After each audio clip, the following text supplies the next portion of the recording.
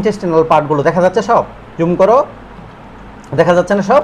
আর ওটিতে যখন নিলাম দেখলাম যে ওর অবস্থা খুবই খারাপ, মানে কাঁপুনি হচ্ছিল, অর্থাৎ এটা শক করার মতো একটা অবস্থায় চলে গেছিল।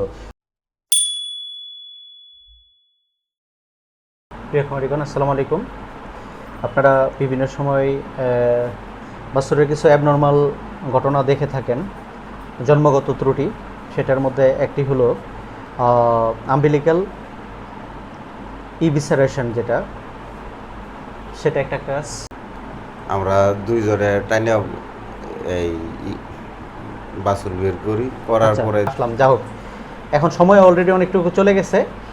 এই ধরনের ঘটনাগুলো যদি ঘটে তাহলে কাজ করতে হবে, সেটা হলো এই জায়গাগুলো যেন প্রোটেক্টেড থাকে আর কি। হ্যাঁ, এক নম্বর কথা হলো যেন ময়লা না লাগে, দুই নম্বর কথা হলো এগুলা যেন শুকিয়ে না দেয়। যে ভিতরে কিন্তু তার যে পেটের মধ্যে যে ইন্টেস্টিনাল পার্টগুলো দেখা যাচ্ছে সব, জুম করো, দেখা যাচ্ছে না সব, জি জি জি পুরো অংশটুকু দেখা যাচ্ছে এখান থেকে। হ্যাঁ, এখন এটা পরিষ্কার করতে হবে, দেন হলো রিপোজিশন করতে হবে এখানে সুন্দরভাবে।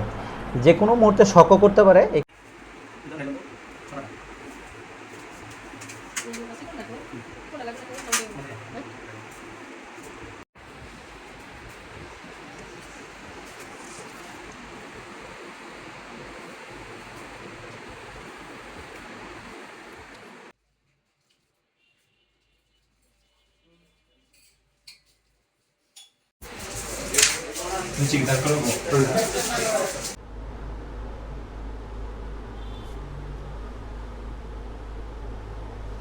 আচ্ছা, আগে কি অবস্থা ছিল? আগে তো সোয়ারিয়া ছিল, একদম সিরিয়াস আছিল, বুড়ি বাড়াই রয়েছে, হ্যাঁ, বুড়ি তো ভিতরে দেওয়া সেলাই করা হয়েছে, হ্যাঁ, তো পুরাপুরি স্বাভাবিক বাছুর বোঝা যাইতেছে, পুরোপুরি স্বাভাবিক বোঝা যাচ্ছে।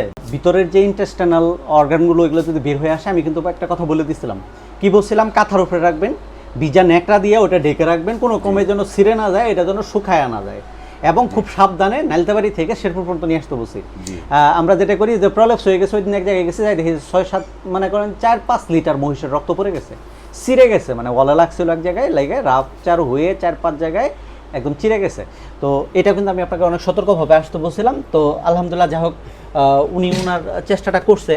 আর আমরা এখানে আরও কয়েকটা সার্জারি করতে চাইছিলাম, যেমন এটা রিমুভ করতে চাইছিলাম, আর উনি তো বলতেই পারেন যে এই কয়টা পার্ট আছে। তো ওটিতে যখন নিলাম দেখলাম যে ওর অবস্থা খুবই খারাপ, নাকি টিকার মতো, মানে খুব হচ্ছিল, এই কাঁপুনি হচ্ছিল, অর্থাৎ এটা শক করার মতো একটা অবস্থায় চলে গেছিল। তো তখন আমরা স্যালাইন ট্যালাইন ওষুধপত্র যা যা দেওয়ার পরে দেখলাম একটু স্টেবল হয়েছে। তো আমরা এখন কয়েকটা দিন অপেক্ষা করব, দেন তারপর আমরা আরেক স্টেপ এখানে সার্জারি কন্ডাক্ট করব। কারণ এখানে এই যে জায়গাটা আছে সেখানে আরেকটা রিং আছে, এই যে এখানে আরেকটা রিং, এখানেও একটা রিং আছে, এখানে আরেকটা পা আছে, এখানে কয়েকটা অর্গান ডেভেলপ হইতে ধরছিল। সবাইকে অনেক অনেক ধন্যবাদ ডক্টর সুজন বেডকারের পক্ষ থেকে। আসসালামু আলাইকুম।